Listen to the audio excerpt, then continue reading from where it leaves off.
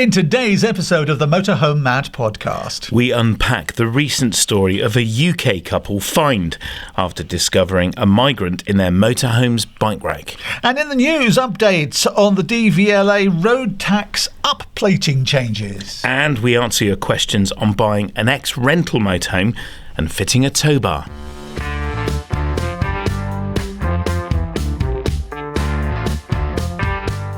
Welcome to the Motorhome Matt Podcast. I'm Keith Gooden. And I'm Motorhome Matt. Industry insights and expert advice for the world of motorhomes, caravans and camper vans. Brought to you by thatleisureshop.com and sponsored by Ripe. Now remember to follow on your favourite podcast app, and please do make sure you subscribe on YouTube. Let's delve into the news, shall we? First of all, the DVLA upplating and road tax update. What does this mean? And how does it involve SV Tech? Yeah, so SV Tech are a company that are experts in upplating vehicles, motorhomes particularly, and horseboxes. And people were upplating, so making their motorhome heavier, thus giving them more payload, so ability to carry stuff. And when you jump over 3.5 tons, your road tax that you pay drops. So from £345 down to £165. The problem is that there was two problems. The DVLA were not refunding the road tax, and also they were incorrectly updating the V5. So it would mean technically you were illegal if you went through a weight in motion sensor camera, and if you were at your new weight of, let's say, 4 tons, the camera would say this is a 3.5 ton vehicle and you could be fined. So this was a big contentious topic. The DVLA changed this rule without any consultation at all with the industry, and SV Tech have been one of the leading lights in trying to get the DVLA to see sense and revert back to their old ways, which I'm delighted to say they have, which is good news. So if you're upplating now, provided your V5 has an M1 category on it for your motor caravan, so it says motor caravan, it says M1, and you're not a van with windows, then the likelihood is you are going to upplate and get a refund, and they will update your V5 correctly, which means you will not fall foul of a weight in motion sensor or camera. Brilliant, fantastic. So give it a try, and if you're running into any difficulties, remember to get in touch with us here at the Motorhome Matt Podcast. People warning, we'll find out what's happening in the real world, don't we, Matt? But there's a new curveball. Oh. So on a more recent complication affecting goods vehicles, including horseboxes, and there's a lot of horsebox owners listening to this, the DVLA's decision to change maximal permissible mass and not the revenue weight means the MOT status of that horsebox is incorrect, and that vehicle owner is not able to renew their tax online when it's due. So if that's you, stay tuned, because the DVLA are being campaigned on this, and it's predicted they will see sense and they will correct this as well, because this is a mistake. If you're heading to Europe in your motorhome this year, you'll want to make sure that you've got the right insurance cover, because not every policy automatically includes it. Exactly, and you don't want to find out the hard way when you're already halfway through France, do you? No, but the good news is that Ripe offers extended cover for travel to a range of European countries. That's up to 90 days per trip, or 180 days across the year. So whether you're planning a long tour or multiple trips, you'll be covered. And we know how important it is to make sure your cover is right.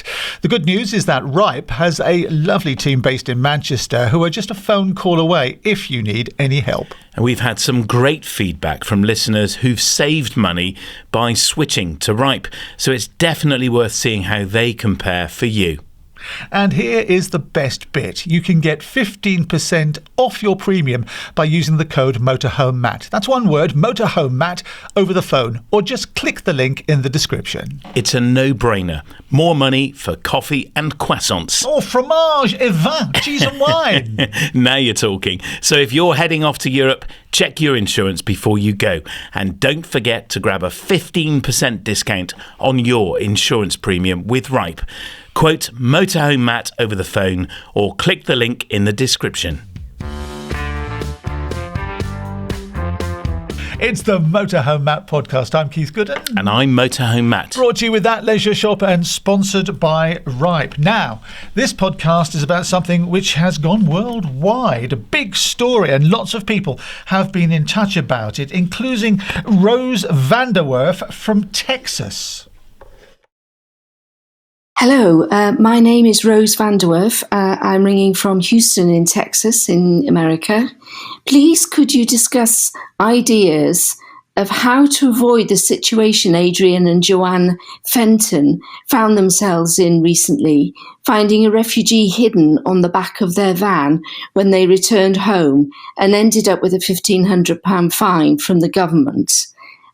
Much enjoy all your podcasts on YouTube. We're considering buying a van for the first time in retirement. Thank you so much. We've learned so much from you.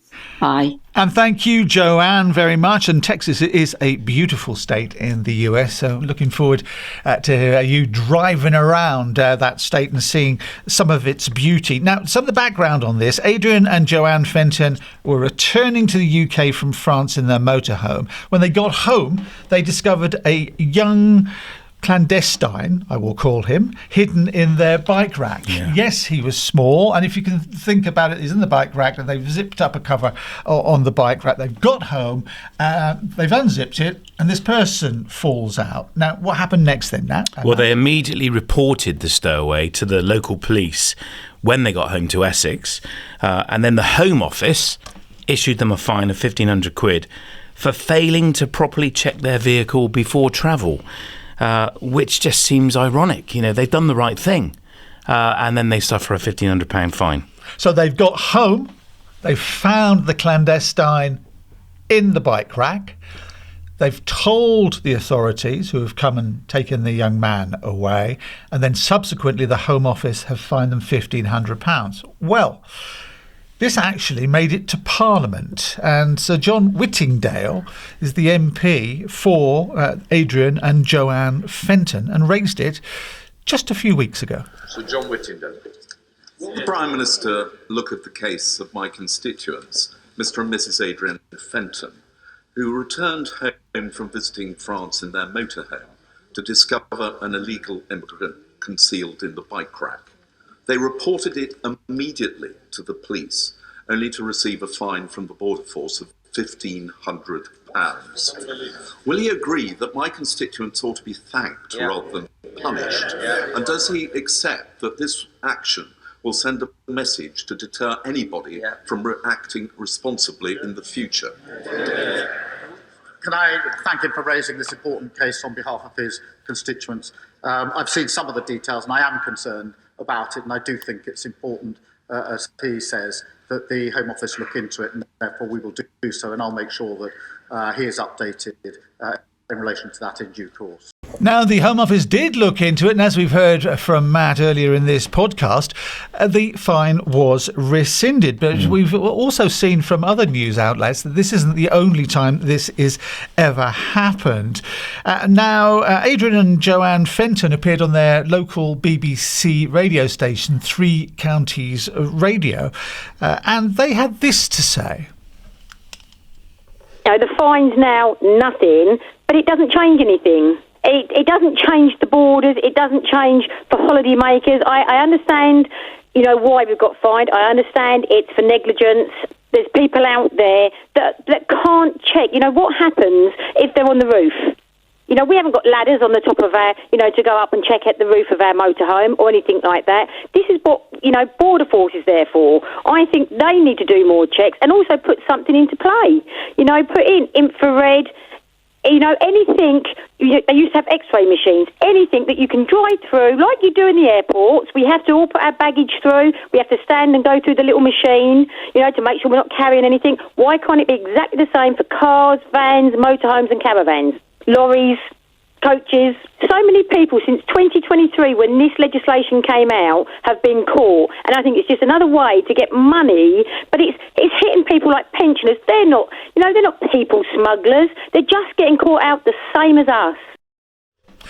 There you go, Matt. So before I ask you to expand on this, I must say that my father-in-law, God rest his soul, and his brothers used to run Broads Transport in Plymouth. And so he always had a lot to say about new legislation and new rules which would affect HGV drivers. And I remember when the law, about 10, 12 years ago, I can't remember the exact time, was brought in, because a lot of clandestines were getting into what they call taut liners, the trailers with curtain-sided lorries. Yeah, the curtain side on them, and they would either untie them and crawling in or slashing them and getting in. And the Border Force and the Home Office started this policy of fining the individual lorry drivers for not checking their vehicle properly.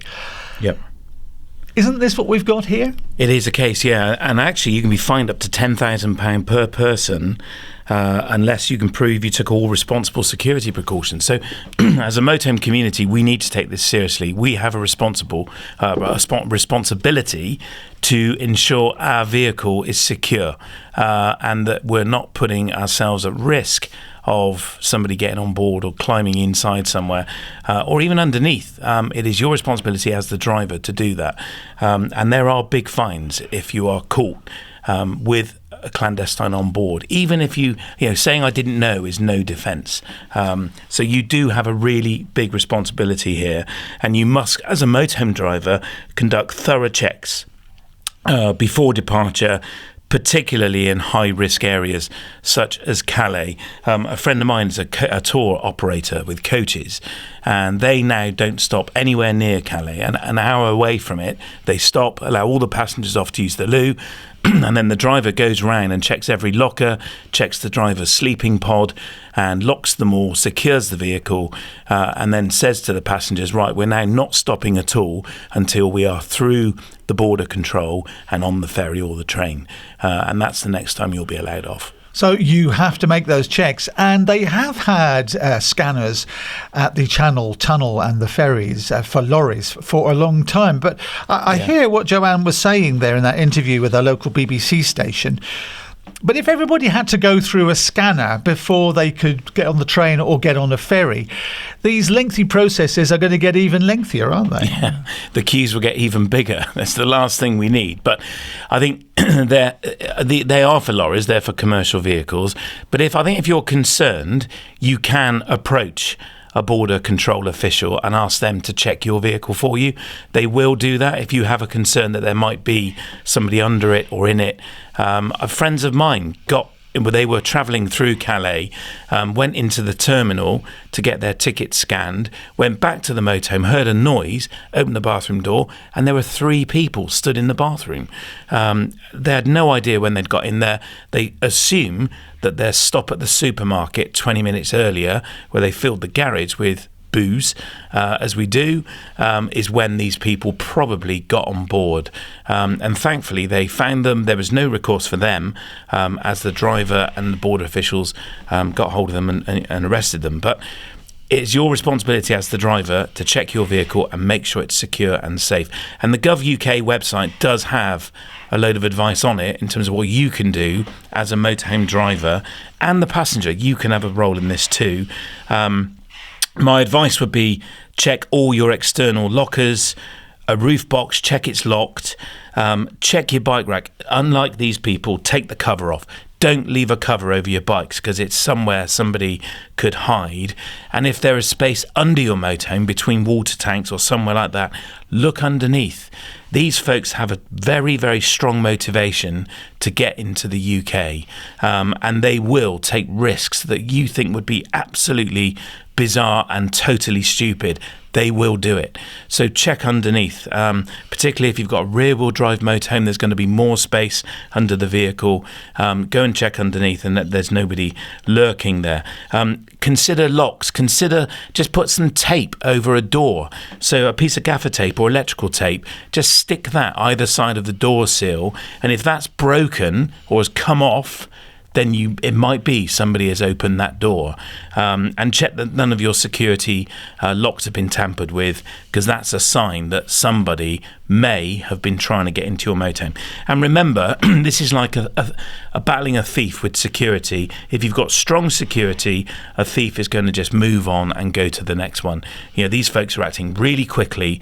In the blink of an eye, they've done what they need to do and got into a vehicle. If they can't do it quickly, they will just move down the line to the next one. So let's give a bit of context here, shall we, Matt? 10 years ago, around that sort of time, there was terrible trouble with people jumping onto trains for the shuttle and getting onto ferries because security at Calais wasn't particularly tight.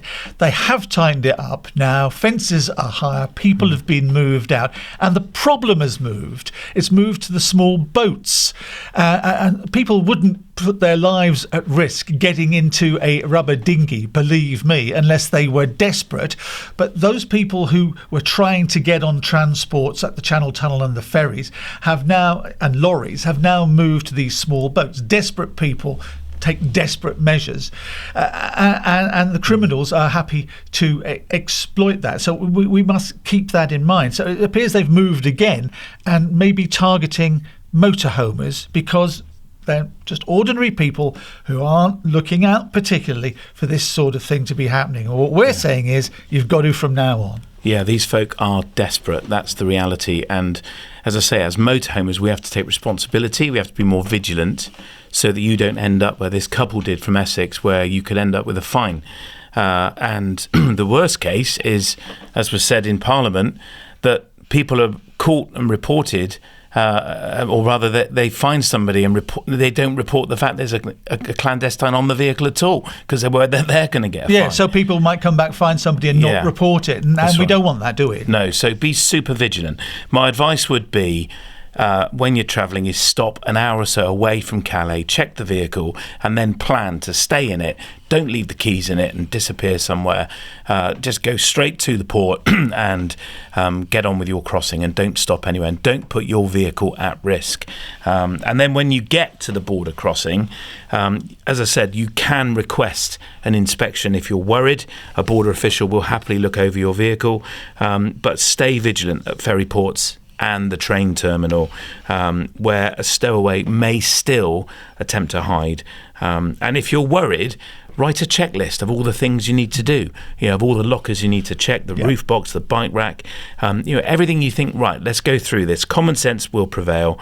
And if you're questioned, did you check? Because you can be subject to a fine if you haven't, and you've got your checklist and you've ticked it all off, you can evidence that you've done your bit. And I think a border official will appreciate that. Absolutely, 100%. Remember, this is a 16-year-old young man who stowed away in Adrian and Joanne Fenton's motorhome on the bike rack underneath the cover. Yeah. So you think, nobody will ever get in there. Believe me, you'd be surprised. I mean, we still have people every so often when planes are coming in at Heathrow or Gatwick falling out of the undercarriage bay, frozen solid because they've crawled in there to make crossings from other countries. People are desperate and will do desperate things. And remember, ignorance in the law is never a defence, okay? No. So ignorance in the presence of a stowaway is not a legal defence unless steps have been taken, and you can prove it, to secure the vehicle. So when you're doing the checks, film it on your phone. That's a good idea. Yeah, do the checklist and film it. Just evidence it. So what do you do then if you discover a stowaway? This was a question that we were asked.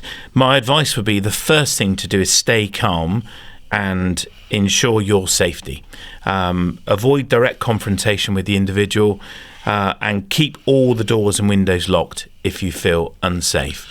If they're inside the vehicle, then you're going to want to let them out. But it's really important you report it immediately. You must report it to the local police where you are. So if you're back in the UK, just ring 999. If you're still in France, then ring 112.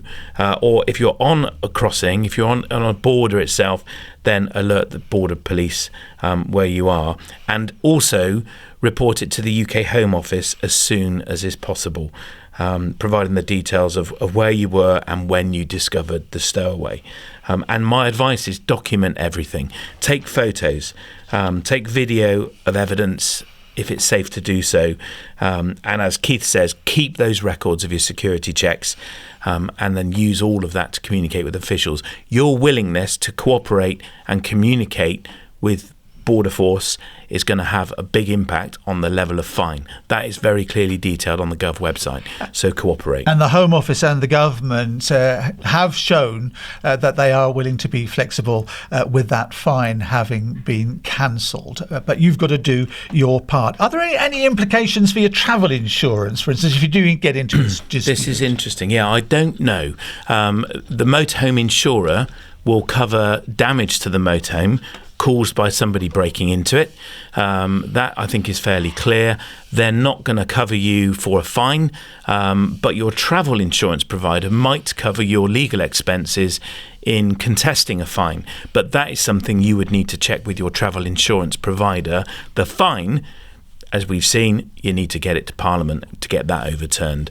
But I think this is a great case in law where we've seen this fine overturned, and this means that people will remain willing to report any breach like this, because that's my fear, is that this fine will deter people from doing exactly that. Happy motorhoming. Oh dear, yes.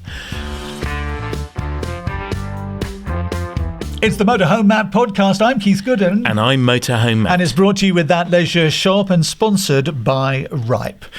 It's time for our Q&A, our questions and answers, where you ask the questions and Matt, the motorhome expert, he will answer them. And if he doesn't know, he will find somebody who can. First of all, Nick Blake's in Waterlooville, and he says, "Hey, Matt and Keith, thanks for the excellent podcast."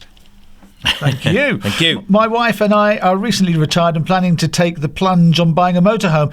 Your show has given us much more confidence about stuff we didn't even know we needed confidence about. Well, thank you very much for your kind words there, Nick. Anyway, our question is this. What are your thoughts on buying an ex-rental motorhome? There seems to be some good deals to be had, but we'd appreciate your thoughts on the pros and cons of buying ex-rental. Keep up the great work. Well, you can speak on this because you do run a company that rents out motorhomes to people. We do, yeah. Motorhome Holiday Company is ours. I'd say there are pros and some cons. But bear in mind, I do own a motorhome hire company, so I'm going to say there's more pros than cons, perhaps. But I would say if it's a decent and reputable hire company, as ours is, they are going to be very regularly serviced. They're going to be completely repaired and maintained prior to sell, probably more so than a privately owned one might be. So that scratch on the rear bumper that you've ignored as its owner for years because it doesn't really impact it, as a hire company, somebody's going to pay for it and we're going to repair it. So they generally, in my experience, our own hire fleet are presented for sale in very, very, very good condition.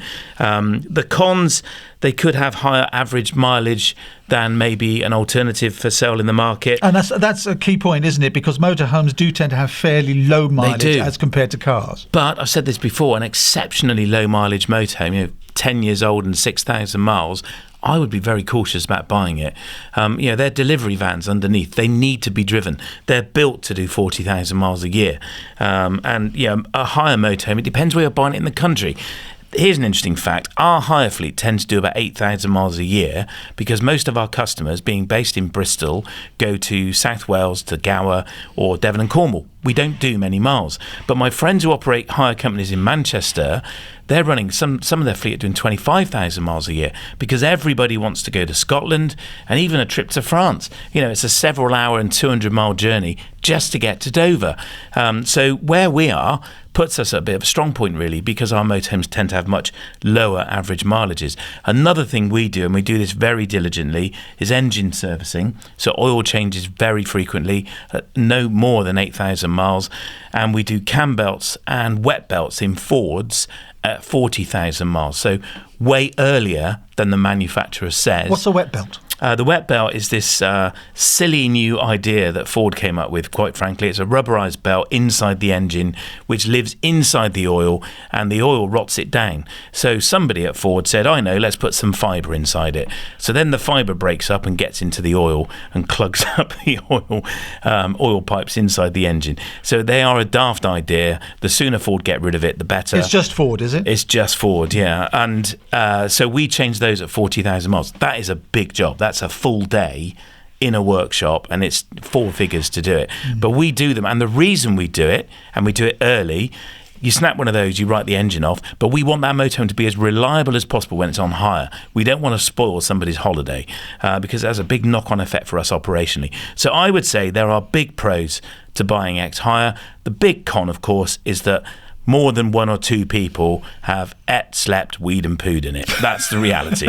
Now, you can buy a fresh-up kit for the toilet where you replace the toilet seat, and you can buy a new mattress, and you can fine-tune the inside so there's less sign of wear and tear. But that's the big issue, is more people have been aware in it than maybe a privately owned one. But does that matter? It depends on the condition inside. So I would say, are the companies selling it reputable? If you can find out, do, and have a really good inspection of it done, and look at the service history. Ours have massive service histories. We keep a log of every wiper blade change. If a brake light's blowing, we keep a log of it, and all of that is available to view because we keep the log. But that's because of the nature of us as a hire company. So the answer to the question is, yeah, it's a good idea to buy ex-hire, but do all the checks you would normally do when you're buying a car. Yeah, absolutely. Provided the hire company were reputable that were operating it, yeah. So ask to see the service history, and the seller should be able to just demonstrate that to you. There you go, Nick. Hope that's helped. Gary's in Christchurch. Hi, Matt. If you fit a tow bar to your motorhome, does this have any effect on your payload? Yeah, sensible question. Yes, of course, because the tow bar has a weight. So if the heavier the tow bar, the less your payload. And be warned, some motorhomes, we're having one fitted at the moment with a tow bar.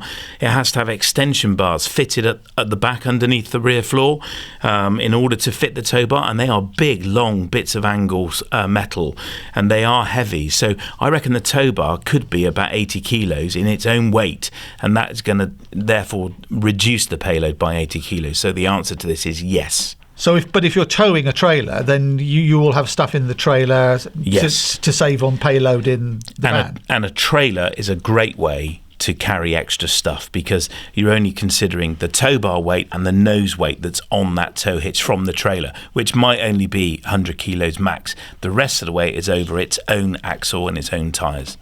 Cheers, Gary. Thanks for your question, and Nick as well. If people want to get in touch, Matt, what should they do? We'd love it if you did. Please do. mhmp.info/Ask Matt. You can fill in the form or you can record your question. Please tell us where in the world you are. Click the orange button. You can listen back to it and check you're okay with it, and then press submit. And if you're looking for trusted brands and services, then make sure that you visit the Motorhome Matt approved directory. It's at mhmp.info/approved. That's mhmp.info/approved. And if you're watching on YouTube, please make sure you subscribe. It helps more than you know. And click the little bell, and then YouTube will tell you when a new episode is released.